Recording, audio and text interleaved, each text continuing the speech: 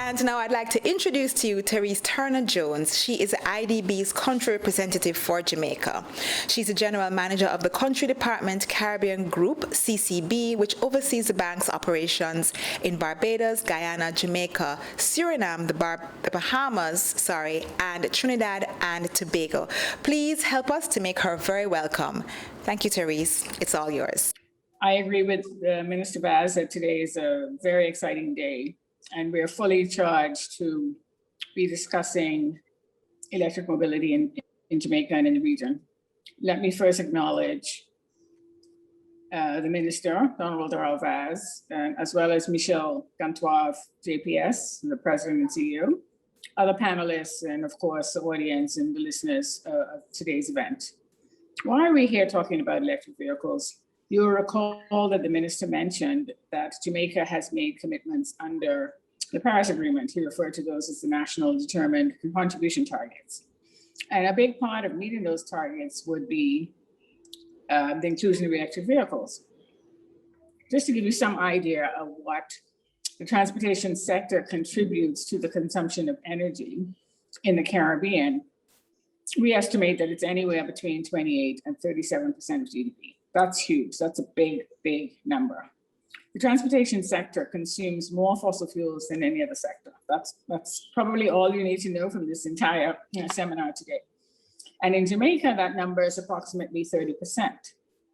Given Jamaica's fossil fuel imports, the transport sector is an ideal target for intervention to lower the country's dependence on imported fuel, reduce the associated macroeconomic impacts of price fluctuations in oil, as is happening right now, save foreign exchange, and of course, reduce greenhouse gases, which is one of the commitments you've made under the NDCs.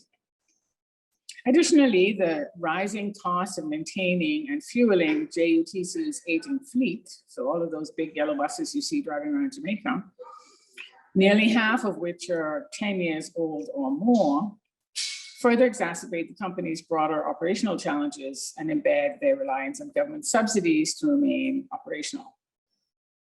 So we see where there are many opportunities, not just to save on the costs, but also to shift a mindset. So shifting to electric vehicles, or EVs, as we're going to refer to them here in the seminar, the Caribbean can benefit from, according to Castilla, something like 2.2 billion over the next 20 years. In savings and fuel savings. Barbados is probably a lot further along this road than many other countries in the Caribbean. And there, the government aims to achieve a 49%, so almost a 50% cut in fossil fuel consumption by electrifying 100% of its public fleets and vehicles by 2030.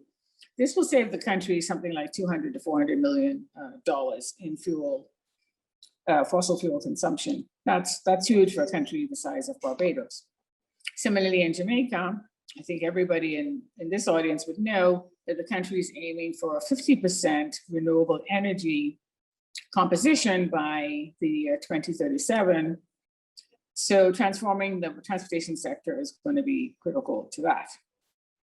What we've seen globally and around the world, that despite the pandemic, market forces are driving electric vehicles transformation. And I think this is the really good news, and this is what was exciting for Minister Vaz.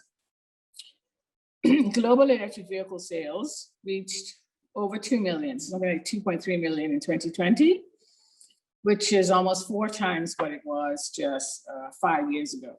And that's according to the World Economic Forum of last year. The growth in sales is attributed not just to the fact that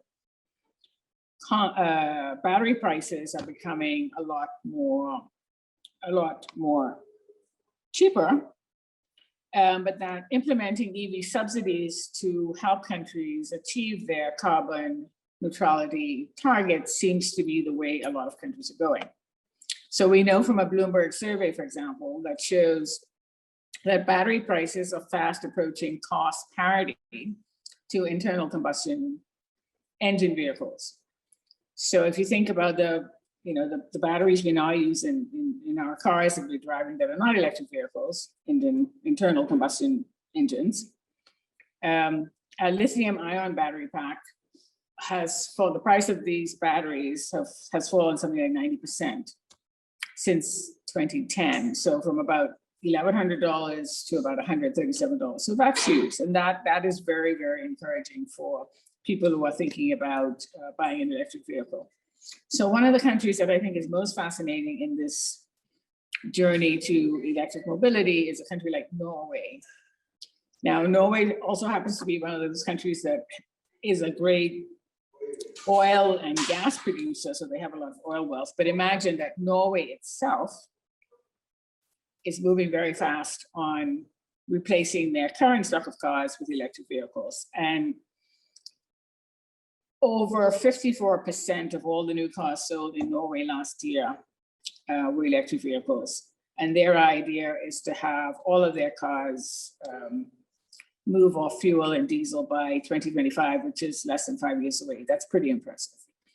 When we look at our region, sure, we're definitely lagging behind, but there are some reasons for that. So there's structural challenges and infrastructure gaps, such as limited charging infrastructure, as well as limited regulatory and fiscal incentives that are hindering EV growth in the region. And I want to put on record that the IDB office on 6 Montrose Road has an electric charging station. So if you ever buy an EV, please come in, you can use the charger that we have on our premises. So Barbados, we consider to be the earliest adopter here in the Caribbean. And they've managed to reduce import duties on EVs and to make them significantly lower than the duty if you imported a regular car with internal combustion cars. So 10% versus 45%. I think that is a huge incentive. Also in 2020, Barbados was the first to deliver 33 electric buses, public buses, adding to its current deployment of over 400 private EVs and 85 charging stations around the island. So that's really good news out of Barbados, and I think it stands as a model for what other Caribbean countries can do. So how are we helping, meaning how is the IDB and the group helping support e-mobility throughout the Caribbean, and also not just in the Caribbean, but in the wider Latin American region of which we are part? We have about 15 countries already working in some shape or form on trying to develop an ecosystem around electric mobility, similar to what we're doing here in this forum. First of all, the idea is to talk about these issues, and that's why we have an expert panel, but also to share with you some knowledge around why this is important and what we hope to get out of it. In Jamaica,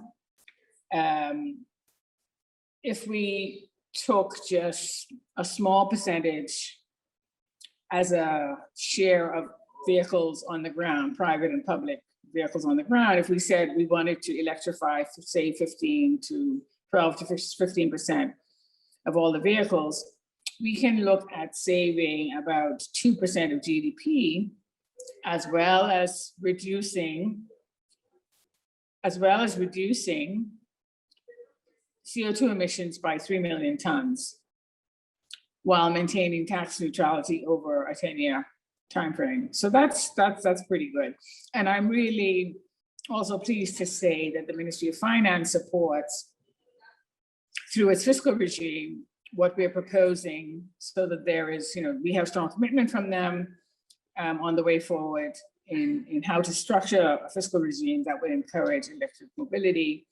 And so, there is no gap in how we're thinking and how we're working with the Ministry of Finance on this. I think that's really important to say that. Just now, if you look around Jamaica, in total, there are only about 20 electric vehicles in use today. And so it's really important that we bring that number up and get as many here as possible. I'd also like to recognize and acknowledge the work of the Japanese government and their support in this. We have a $1.5 million grant that we're executing through IDB Lab, which is the partner of today's forum, with the government, as Minister Vaz mentioned, working on the fiscal and regulatory framework, how to deploy EVs, to understand the business model and how to raise public awareness, to reskill the workforce, and which we're hoping will eventually generate new ventures, new jobs, new interesting jobs, and highly skilled jobs for this new market, including recycling of batteries, and creating an enabling environment for electric mobility and ecosystem with an emphasis on creating opportunities for SMEs in the whole electric vehicle value chain. This is super, super exciting. And just lastly, let me mention that we've been working with the Ministry of Transport and the JUTC on a small pilot to develop a battery electric bus pilot. So 5 of these. We're hoping that if that goes well, we can think about a bigger upscaling the number of buses that can run on electric platform. So I just want to say thank you again for JPS Foundation and MSAT for their support in taking the whole issue of e-mobility to a much higher level. I really like the way Minister Vaz puts it, we need to be charged up about this. Very good pun, but we also need to use this opportunity to inspire and generate interest in e-mobility, because we really think it's the future. Thank you very much and enjoy the rest of this forum. Thank you so much, Terese. That was really interesting, especially what you said about, buses, fleets going electric. I personally, I'm very excited about that. I'd love to see that in Jamaica.